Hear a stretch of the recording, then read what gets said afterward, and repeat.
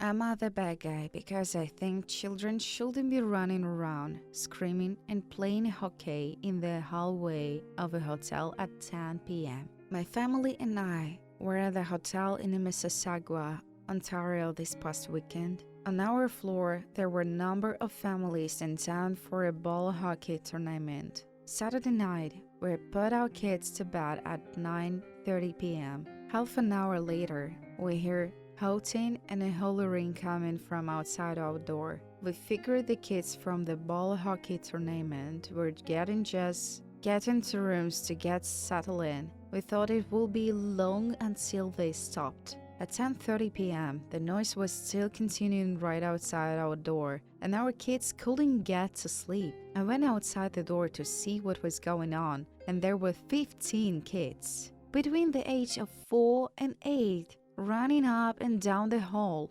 yelling, screaming, and playing hockey in the hallways. There was an adult outside his room with his shirt off and visibly drunk. He had a Nerf gun in his hands and was partaking in the term foolery. I politely asked him how long their victory celebration will last and said people on the floor were trying to sleep. He tells me he doesn't care and go to F myself.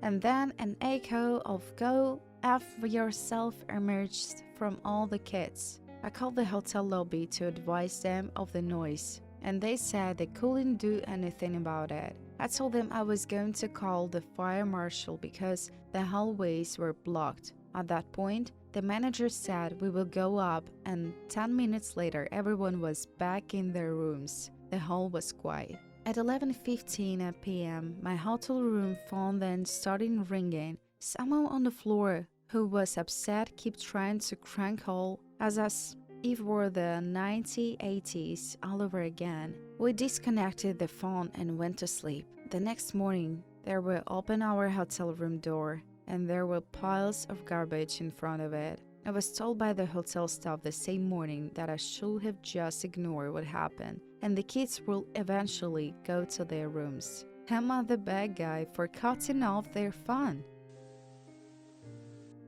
Am I the bad guy for not wanting my new bedroom to double as a hangout space? My mom, 2 younger sisters, and I are going to be moving into a new house in a few weeks. The new house has 3 bedrooms, but there are 4 of us. My mom proposed the idea that I could have the furnished basement as my new bedroom. She said that she will buy me new furniture to furnish my new room since the furniture I currently have is extremely old and on the verge of breaking. I agreed to this originally, however, I then found out after an argument I had recently with my mother that I wasn't going to have the basement as my bedroom. I would instead be confined to a small portion of the basement where my bed will be, and I will have a 6-foot tall wall divider in between me and what she said was going to be a hangout room. I was angry and confused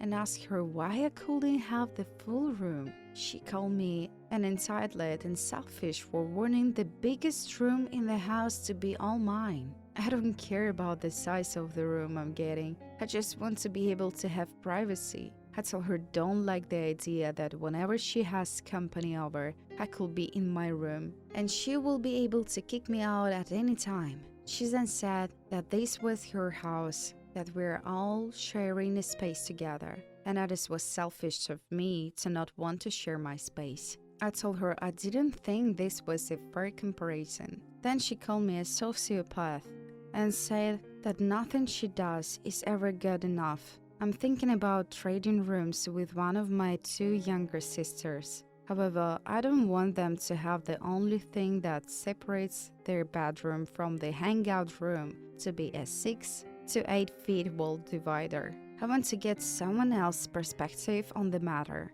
Am I being entitled here? Am I the bad guy for not taking my wife on expensive vacations? I can afford to take my wife on expensive vacations. She's just an incredible pain in the ass when I do so.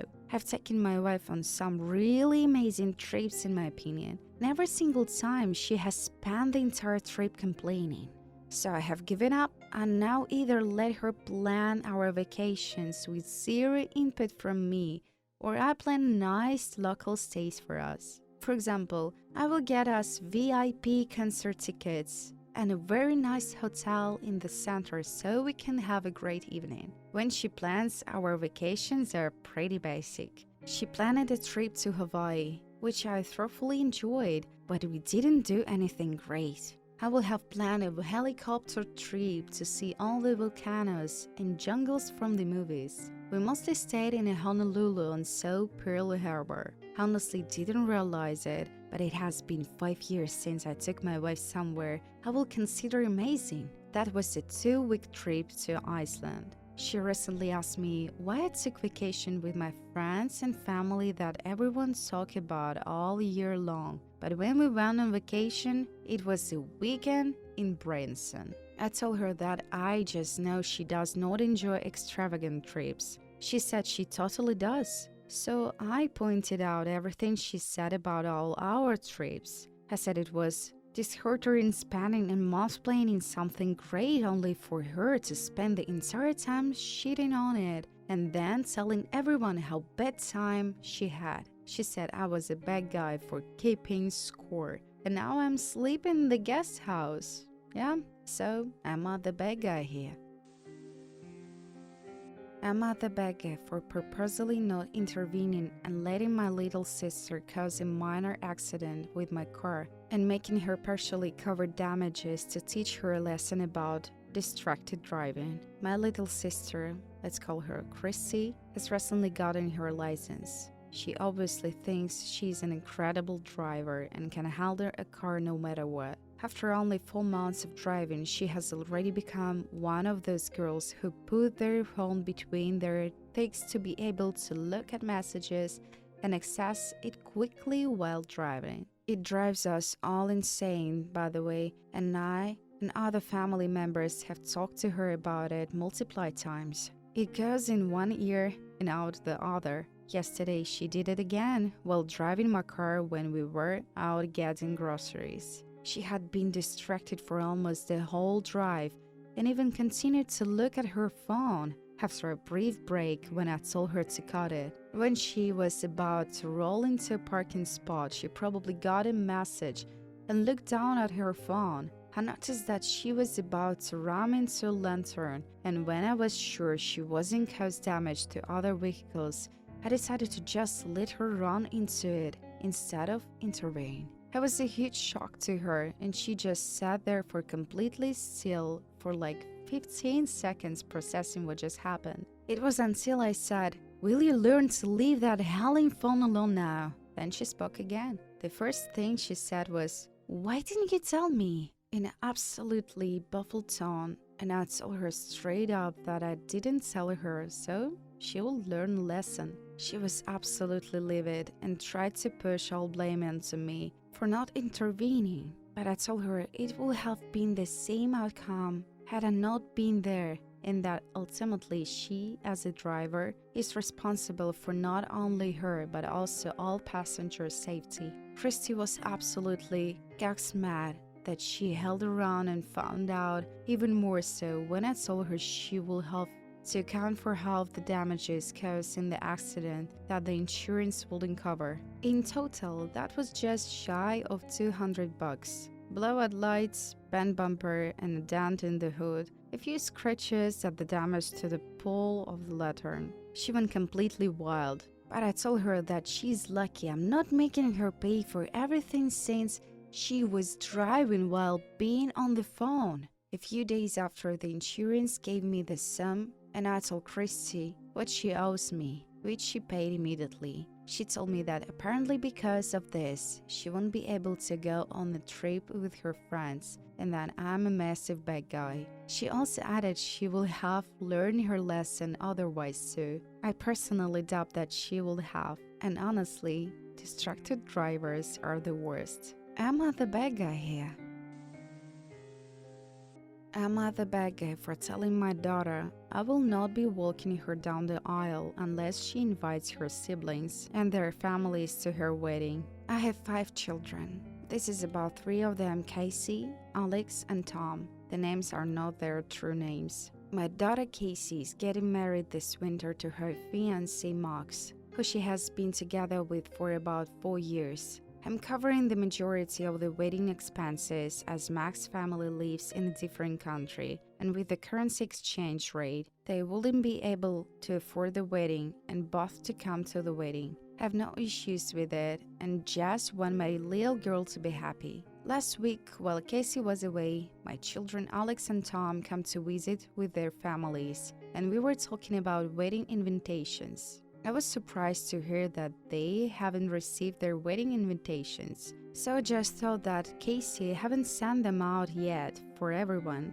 until my oldest and youngest daughter pointed out they have received their invitations with their kids and partners invited. I called my sister, who also said Casey has invited their whole family to the wedding too, and she received hers a while back, so I immediately saw red. Both Alex and Tom have husbands and have children, and it seemed Casey has excluded them because of their choices. It also seemed weird since Casey has always been close with them and supported them when they came out as non-binary and gay respectively. I've called Casey and demanded an explanation. My daughter said that Max and his family don't feel comfortable with couples that are not traditional, and it goes against their culture, and that she hopes for my understanding. I've told her if that's the case, I will not be walking her down the aisle and pull out from paying for her wedding, as she cannot exclude her family like this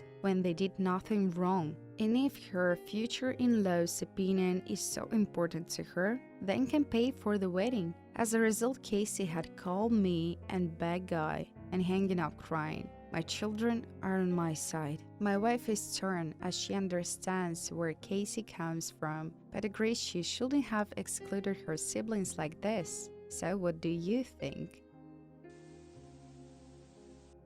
I'm at the bad guy for not considering my wife's feelings, even though she's trying to compromise. So me and my wife have been married for a little over a year and a half.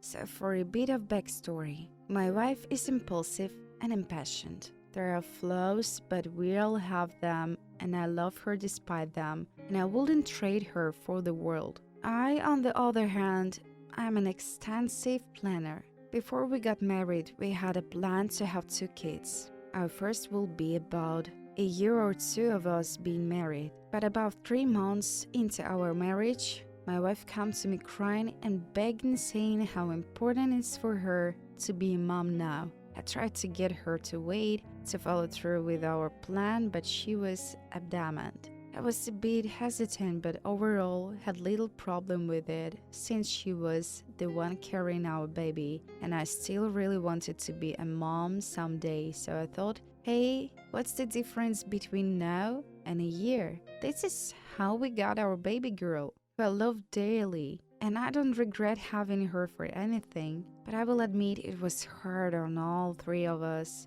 The birth and pregnancy was really hard on my wife, and had an extensive colic for months, so I ended up doing most of the work for her while my wife attempted the rest throughout her pain. We have recently fallen into a good routine, which makes life for all 3 of us so much better. It just turned 6 months, and a few days ago my wife came to me saying how she wanted another baby and how ready she was for it. She mentioned how we talk about having our kids really close in age so they can grow up together, which is true. I did agree to this previously, but I just feel like she hadn't thought it through enough. I started asking her questions. We'll have to move, right? What if the next baby goes through colic like he did, and etc.? She seemed to have a good enough answer for all of these questions until I asked her if she planned or carrying again. She hesitated but eventually said no. She said the whole pregnancy and birth experience was really scary for her, and how she doesn't know if she could go through that again. I told her that I would not be willing to get pregnant now due to worrying factors like work, he still being so young, having to save up money for a bigger place, and having to pay for a toddler and newborn. But my biggest reason was that I felt it was unfair that she planned for me to get pregnant and give birth in about a year. I told her I will be willing to do it in 3 years. This is when she got upset and told me how 3 years is way too long for me to expect her to wait. I really don't think so. And then I told her to grow up and get over it. She got upset with me, saying how she's a child and I don't get to talk to her like one. I said something along the lines of, "It really healing feels like you're one." And that started an argument of her basically saying how I act like a child for denying her everything she wants all the time. And she said she was getting sick of it. She is asking for a 2-year compromise, which pretty reasonable considering she asked for a year and asked for 3. But I'm still refusing. She says I'm behaving like a bad guy for not considering her feelings or her timeline. So I guess I just want to know, am I the bad guy here?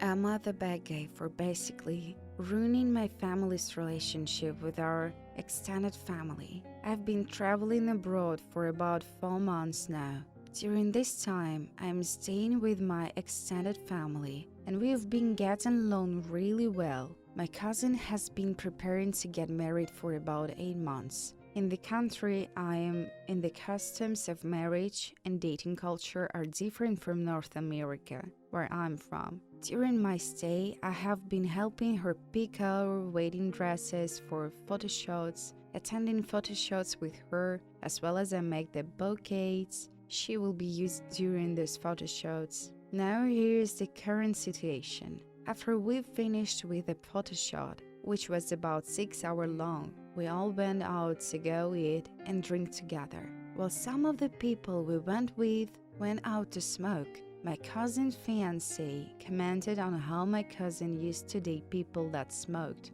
and I remarked that it wasn't that big of a deal because she used to smoke herself. This was comment blew out more than I could possibly imagine. Apparently my cousin's fiancé did not know my cousin used to smoke and hates smokers as well. I then got an angry phone call from my aunt telling me that I may have just ruined their wedding and it's my fault if anything were to happen. My cousin was furious and refused to talk to me, so I was able to apologize for a while. But when I did try to apologize, she said that she had no interest in anything I had to say and told me she will do her best so she wouldn't have to come until I leave. We were also planning to go on a trip to another nearby city together as a family, but she told me it's best if I don't go.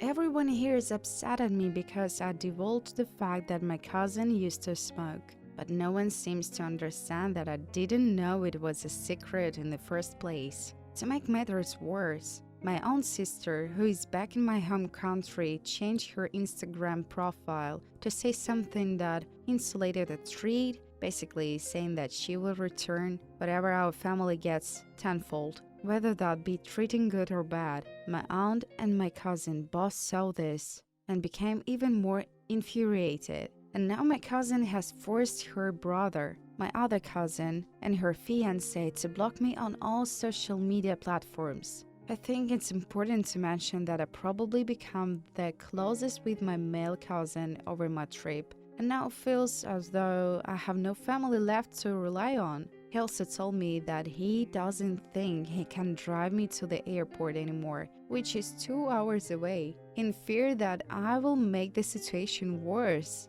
and his sister may become angry with him. Understand that those people involved cannot really do anything about the situation, and it keeps getting worse. This situation has now spread to where my aunt and my dad are going to probably have a very serious phone call. And depending on the conversation may go, we may go no contact with each other. I know that realistically I might not be the bad guy, but I sure as hell feel like it. So what do you think? Am I the bad guy here?